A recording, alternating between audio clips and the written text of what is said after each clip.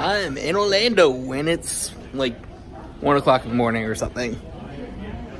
Next stop, Terminal KSC.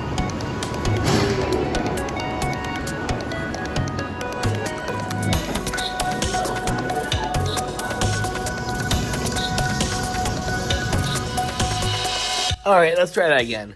So we are here in Orlando, as you can see by a hotel room, where I'll be heading to Universal this weekend, and also more importantly, for this video's sake, we gotta be playing some Vanguard, some card fit Van at the KSC event. So make sure you guys subscribe. There's plenty of content coming out soon. This thing is huge. Look at this compared to backpack. It's massive right there. I'm gonna be doing an unboxing video on this, so make sure to subscribe and everything, because that'll be coming up soon. Actually, I run some stuff back up to my room because I didn't realize how much space from that backpack the freaking thing took.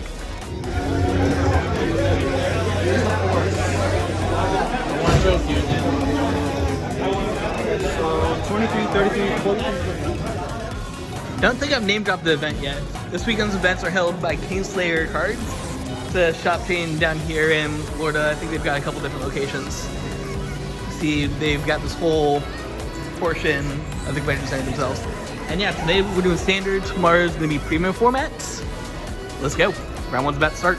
Ladies and gentlemen, please find your seats for the start of our event. We need everyone seated before we can begin our preliminary announcements. I just finished round one. I was down at the end at table 42, but that means nothing. I ended up playing against the... Ooh, not Bruce. Why can't I remember Ava's name? Played an Ava player. Was pretty good match. The first game drew on a while. I was not hitting any triggers until the very end when I got an over trigger because I'm good at this game, but one game went off that. Game two, I did over trigger offensively, turn two, so I mean, over triggers win games, I guess, I don't know. Yeah, moving on to round two in just a sec. We got the first one. Just finished the first mirror match of the day. My opponent was basically just playing the deck with the, what's that Sentinel order called? The Stoic thing, whatever. But even then, like, Turner Jet is just that good that you can just buy the deck and win with it. That said, I win. This one win, not the other one. Because then with round three, we were all the way up at table number one. And against the Minerva player, game one he got, it was a little bit of a train wreck for me. I wasn't really drawing too well, but game two I wiped, and then game three was a little back and forth at the time. I won turn one on next stage because deck makes columns. Like, I play Swirler, I go Burr. Turns out Entertainment Magician is a really good card. Really good match though, like it was super close, could have gone either way. We're going into round four undefeated. So that's round four. I actually had a future match, but I didn't have time to tell you guys anything because it just started right away. Should be a link to the stream down below if you guys want to watch that. It was a mirror match. I got absolutely destroyed, but it was a very back and forth game one. Like, that literally lasted until, I think it was a good 30-minute game on game one. So yeah, good match. Unfortunately, did lose that one, so I am 3-1 now, but we made it to round four in first place. That's all that matters. Alright, round five's over. I'm starting to get lightheaded from how hungry I am. I'm about to grab a snack somehow. But I just played against Crow. He was rocking an Ava, second Ava match today. One thing I saw, he was teching the monster that says if it boosts something that hits, you're able to countercharge, which is really good with the new grade 2 version of Obscurad, because basically that's 3 chances to hit, and it does stack, so if you hit all 3, countercharge 3. That said, we got there. Pro said I was definitely one of the smartest players that he faced today, because I knew not to spin Obscurads. And yeah, we're about to go to round 6, I guess, which apparently is the last round. It might be last round, because I think I'm the one of the only not undefeated, like, X1s. That my only loss was the undefeated, so maybe not last round we're about to go into. Either way, we are 4-1, just beat Crow. Had a match on feature, which is, I think I just saw the mat afterwards, I think he went to Worlds, so we're doing good.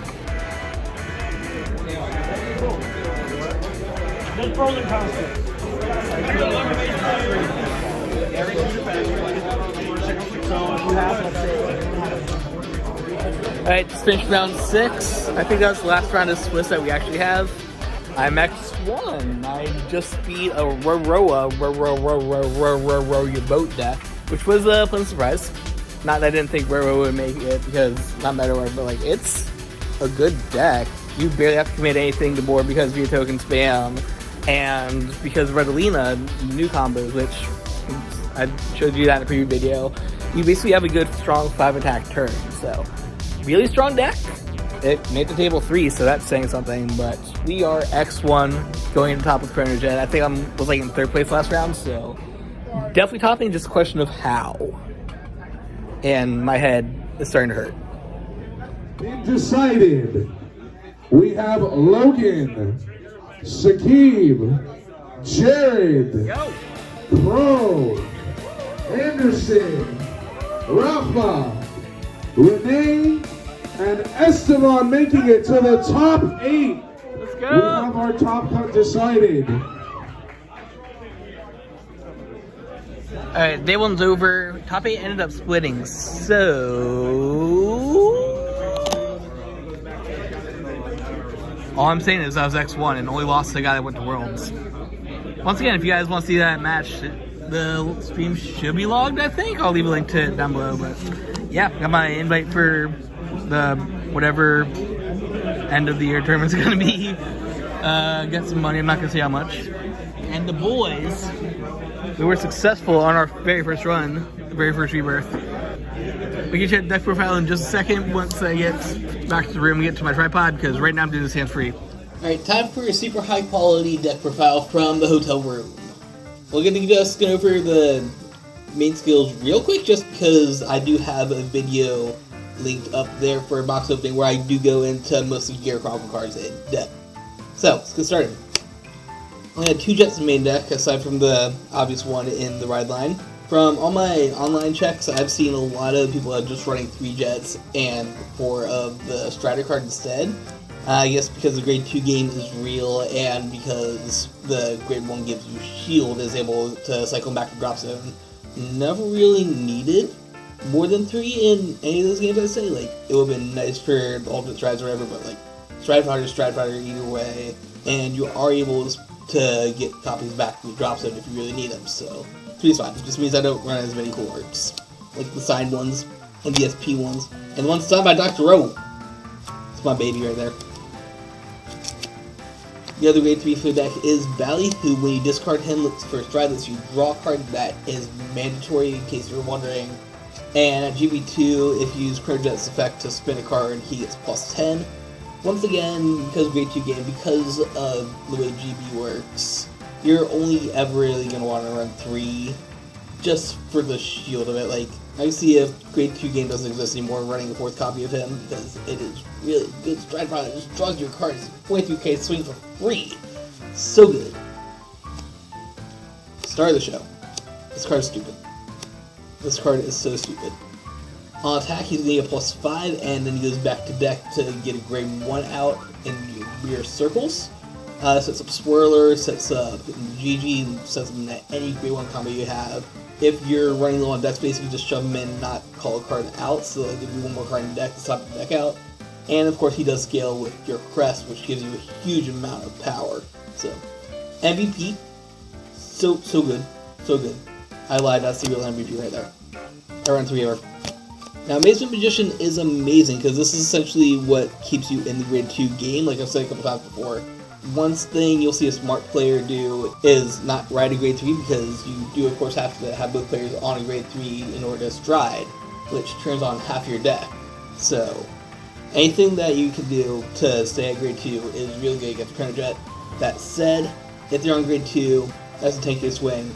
Then on grade 2, it's just a beater anyway. Like, I don't know why I mentioned this specifically as a counter to the grade 2 game thing, but more importantly, when she attacks, you have the option to soul charge 1. This is optional, in case you don't want to deck yourself or whatever, but this sets up your swirlers, this refills your soul for your different soul effects that you'll see in a sec, and like, in general, just really solid card. I would absolutely keep running this at 3 out of this deck. Me. It's come to play a couple times. The skill basically counts it as an extra trigger for guarding, where it starts off Soul Blast 1, you have a +5. If you're at GB, it's a +10 instead, which makes a 15k shield. That's good. However, this is like the least used card that I ran today. Like, I would not doubt dropping this for a better card in the future. It's good, but most of the time you're just gonna be guarding with the trigger anyways and saving the soul, or be early game where he's just 10k shield and that barely matters anyways. So it's good. I see why people run them. I just it didn't really do too much for me. Moving on to 1, we got Soul Charge Engines. We got 3 Swirlers. I only run 3 Swirlers. I do have a 4th, but I only run 3 Swirlers. You don't need more than 3 Swirlers because grade 2 game exists, and because he only really works on grade 3 for his power up thing. That said, if you get him there, if you are in grade 3 turn you start swarming, huge numbers on during the thruster. Like I said, proc him up with this for free once a turn. That's going to be a 23k column for free. Forces them to go with the trigger basically. And on your big boy turns where you're making big numbers, this is so good. This is so good. I just only run 3 because you're not always going to be on that grade 3 turn. And because of that, I'm opting to run 2 of these boys instead. Now, just like Swirler Goongram's going to use Soul Charge card on place, this is mandatory unfortunate, so you can't deck yourself with it, but whatever, shut up. You do want a lot of soul in this deck for his skill, for GG, and for your Guardian. You do use a lot of soul in this deck, and it's always good to give you more soul. That said, his effect is basically Soul Blast 3 draw card. Always good, you just do this whenever you need to draw cards. It's also Soul Blast 2 to draw card. You run 3 of her. Most people run 4, I run 3, shut up. We have to make room for Goongram. GG is basically a draw engine for the deck in addition to Goongram. She can be a 13k beater / booster, which isn't always going to be applicable, because I found a lot of times I just like upstream into this behind the Vanguard and just leap it up with Fate Rider or something. But if it matters if it's there, it's good. And it's just that it does give you a really good target, besides the Swirler turn, for if you have to upstream a grade 0. Which spoilers you're going to do, because there's some cute stuff you do with that. Like I said, we do run 4 the Stride Fodder. This is because he lets you get Chrono Jet from your drop zone. That's so good! Or from deck, but like, such a good card. Stride Fodder, and it cycles your Chrono Jets back. Perfect Urge. Y'all already know. Y'all already know, I run 1 Sanctitude. You can only run 1 Sanctitude, I don't know why I said that. Harlem's literally the same as all of them, they're just, we have the Waifu Gear version. It makes me sad I'm not running my SPs, but that's for the mirror basically. That's for mirror match because it gives you a free guard against their stride turns, it gives you a free guard against Winner and Chrono Jet GB2 because that is the order, it is not being placed in Guardian Circle. And if any grade 4 decks are still relevant in the meta at any point, that does help. So, good card. Definitely run it now that we have Jet Gun. Tree lineup. We're on 9 critical triggers. This is so good with the Restanding Vanguard. Honestly, like I said in the recaps, I did win 2 matches thanks to offensive Boba Trigger, so it's good. You just permanently get a crit and a +10. If you get it, you get it. Not relying on it. Like I also, you saw in the stream game, just straight up guard with us to help me survive a little bit longer. 50k shield's nice, but it's over trigger. Basically run 9 crits. Then classic 4 heal. I just run the generic ones. I don't like the special ones too much. And 3 draws to round things off. Yes, these are SP. Shut up. Real quick, going into the G zone, because I have that in this deck. And there's basically 2 options that you have. You always go into this first, and then from there you can go into more Fate Riders or into Next Age. Both these cards are going to net you a 4-attack turn. Fate Rider does it by putting a rear guard back in deck and calling 1 card out. Like I said, you could do this to change your board any way you want, or say this is on the field. They got no trigger on the field. Ya boy. Zoop! You'll get a grade 1 or whatever. Just put your hero back in deck. Congrats. The card that you get is going to get pumped +5 for every card basically in your G zone, so this does scale. In addition to the +5 you get off of Crest, which I haven't shown yet. You know, it's this card that breaks the deck. Your field gets bigger and bigger the longer the game goes. But this scales for a really strong 4th attack, and this is basically let you restand into Chrono Jet with his GB2 guard strength. So Alternate between the two of them. I think the general rule that we learned was if they have about 7 in hands, you go for next stage. And if they have a chunky hand, you just try to eat as much as you can with Finger Rider. So, alternate between 2 of them. You do, of course, run 4 of each, because that's all your options, and that's all you're going to run. And finally, if you guys missed my 101 on how this deck functions, Redline, your boy, he is a Zodiac Timepiece. That makes me so happy. You ride the boy over the boy. Skill activates. You get to draw a card because you rode over Dran. And you also get this thing that makes your Vanguard a 13k base and lets your front row get +5 for every card face up in your G zone. So, really solid. Like, there's a lot of complaints about the scaling. We're just gonna have to face it for a while. Besides getting the same thing too, it's gonna be stupid. Essentially a +2, a +3 if you use seconds. Really good. And this delays you by a turn because it doesn't do anything on place, but once you ride your Chrono Jet above him, you're going to be able to grab a free grade 3 out of your deck. So that was day 1. We're going to be doing another vlog for tomorrow's day 2 of this premium. I'm going to be playing Steam Maidens, which is another really good Gear Chronicle deck. Unfortunately, I'm a little unfamiliar with premium because my local doesn't really play that. So, big struggle bus there, but I've been playtesting it a lot. I've been doing a lot of test hands and playing against a few people that will actually let me play it, so fingers crossed. Of course, I was also talking with the community and everyone today, so hopefully you got enough tips there, but like, I'm happy with this. I'm happy topping with my boy, with him doing so well in the first outing, and I already have my invite for the main event, so until next time, thank you guys for watching. Like, comment, subscribe, all that fun stuff, and always embrace the infinite.